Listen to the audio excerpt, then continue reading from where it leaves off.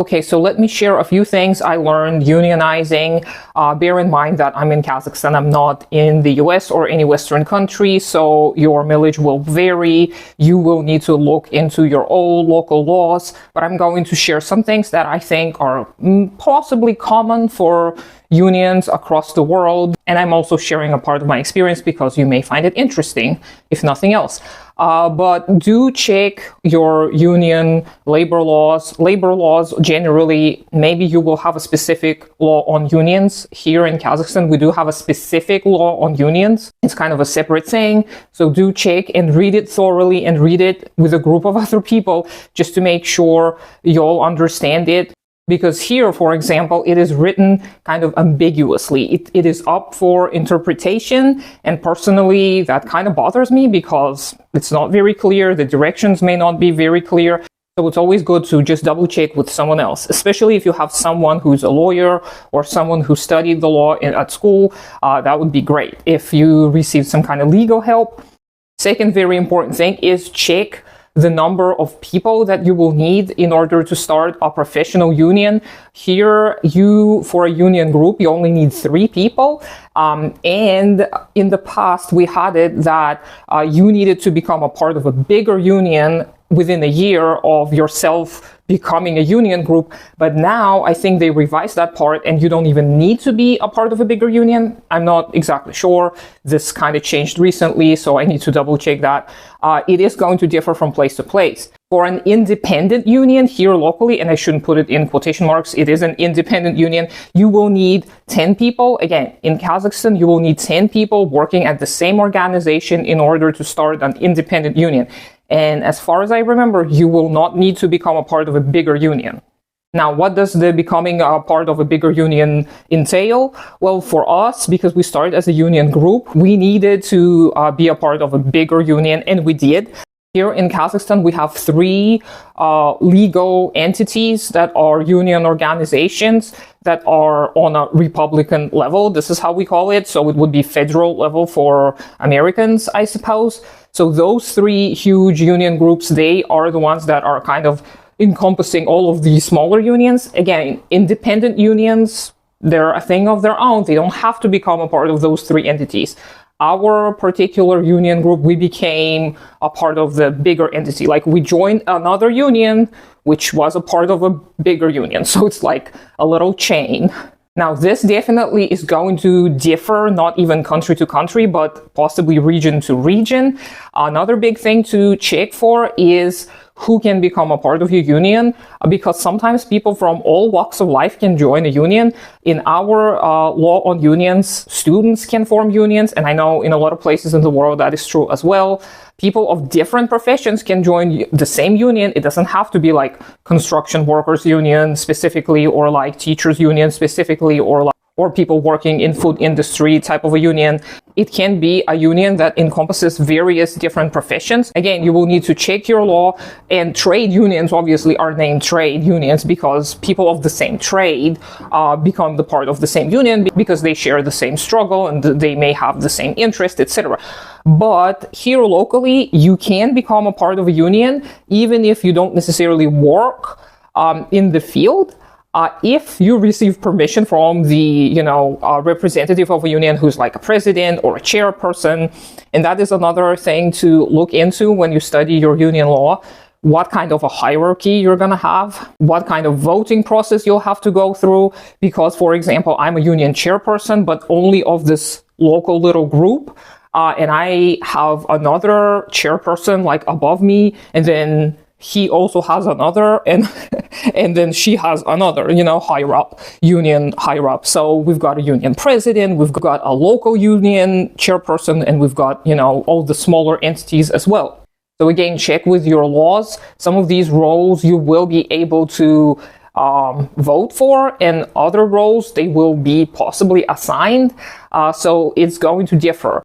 The next thing to check is paperwork. This was the thing that I hated the most is that we needed to document everything. We needed to have meeting minutes for everything. We needed to make sure we got everybody's signature. And that actually really greatly helped us in court when our organization sued our union. We had all of the paperwork handy and ready to go. And this is probably why we were able to win, because everything was in order. And to me personally, that's kind of not the thing I enjoy doing. So make sure that you have a person on your team who likes doing paperwork, who, likes going into the office, getting all of those stamps and getting everybody's signature. Because I remember just running around my organization, gathering people's signatures. And personally, I don't really enjoy that, but that's kind of a part of it. So there is some bureaucratic bullshit that you'll have to get yourself involved in, and documenting every single thing is probably a good idea, like writing it all down, making sure that all people hear about it, people for that are forming a union, and people outside of it, that everyone who needs to be involved is aware. So this is generally about the organization part. And again, this is going to greatly differ depending on where you are in the world. So do educate yourself on this matter before you start, so that you can avoid some mishaps and some mistakes that may lead you to fail in the future. As for the other aspects, things like involving people, agitating, so this is something I'm more interested in. However, due to my neurodivergencies, it was harder for me to communicate with people, just because I like to give people all of the right information, and I like to explain things. And some people prefer information in a more condensed way. So if you're starting to agitate, if you're starting to talk to people at your workplace about possibly unionizing, try to maybe write down some notes. I did write a ton. I actually shared a ton of information in writing, and I found that possibly due to volume, a lot of people didn't read it. So see if you can possibly look something online, see if you can copy some simpler phrasing. There are some readily available like union booklets and whatnot online, which you can most likely use. So do come prepared. And of course, like when you start talking to people early on, you don't need like a ton of paperwork and everything. Just talking to people about, daily struggles or things that they find difficult at work, or things that they're unsatisfied with, or things that they think are unfair. All of these are great starting points. But as you move further, you will need to make sure that you have all of the necessary information written down so you can easily distribute it later. So it can look like booklets, pamphlets, maybe you can write emails, maybe you can print them out and just hand to people. It all depends on your personal circumstances.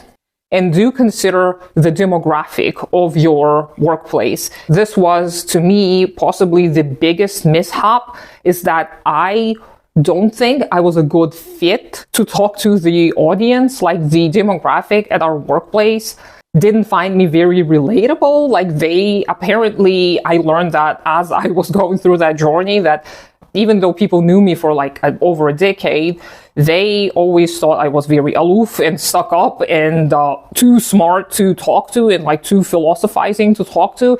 And because I like to verbally explain everything, I would often lose people. They would like not understand what I'm talking about, because I would just kind of switch from one thing to the next, because I would have a mental list of everything. So I realized that personally, I'm probably not the best agitator at this particular workplace. This is something to consider. If you are like buddies or friends with people at your workplace, it's probably going to go easier. But do bear in mind that, if you kind of have superficial friendships with people, they may agree with you just to, be agreeable and like have an easygoing conversation. So yeah, you will need to use your own judgment to see whether a friendlier manner is going to be successful, or maybe something a little bit more formal is going to be successful. This is a whole big conversation in its own. But I personally, at my workplace, I don't think I was the best at agitating, just because I would kind of info dump on people. And a lot of people would still have the same questions like over and over again. And I kept explaining, and in the end, I realized it's just my style of delivery that's not the best fit for this type of work. So yeah, looking up examples online, that would probably save me some time and some effort. So this is something I should have looked into before getting into the process. But again, we live and learn. The biggest piece of advice that I can give anyone who wants to start unionizing is to look into the case studies For example, UAW workers and their strategies are outlined on their website, which I find very helpful. They kind of document their process, and if you just follow along, you will be able to learn, especially if you're in the United States, because they're in the United States as well. That is most likely going to be helpful to you. But there is also, I think, this Seattle group. One of our comrades actually interviewed one of those people. Let me just give you a very brief summary of what their strategy was. So those people, they started getting ready to unionize before they were employed. So they had a group of people who wanted to unionize, and they went through the organizing process themselves. Like, they studied organizing. There is a book available, I think, that I can look up. We have it in Russian. I don't know if it's available in English. Most likely it is. And they studied organizing. Then they joined a chain organization. They got hired at different locations, and then they worked there for like an entire year or more. And only then, after they already learned about the material circumstances and the struggles of the workers, only then they started agitating, talking to people, forming those kind of relationships with people at work. And of course, they were doing that as they were working. It's not like they were like silent during the entire process, but only after a year or so, they started actually organizing on the ground. And only after a few months of that organizing, when they were certain that the people who they talked to were kind of certain about their ideas, about their demands, and about all the changes they wanted to implement, only then they kind of formally unionized. And that is kind of a big takeaway. Unionizing too early formally may be detrimental. And this is what I think happened at our organization. We unionized way too quickly. Like, we kind of jumped into it. We were informally organizing for maybe a year and a half, possibly, but apparently we were not ready to formally unionize because, it kind of worked and it kind of didn't. It is still an ongoing process, but personally, I feel like we failed on multiple levels, even though we had many of our demands met, but just emotionally, personally, I feel like we failed. I know that I will just need to process this. So yeah, I think that if you start with reading about this, getting organized with people you trust before you start unionizing, that's going to be very helpful. So hopefully some of these are going to be helpful to you. I know it was a lot of information. Maybe I should try and make shorter videos, just highlighting one or two aspects of it, but I do find it a little bit hard to organize my thoughts right now. This is just a period of my life that is such. So yeah, let me know what you think. Let me know what kind of questions you have. Let me know of your experience unionizing or organizing. If you had one, we do need to learn from each other, from the international community. And I hope that you have a great day today, and I'll talk to you sometime later.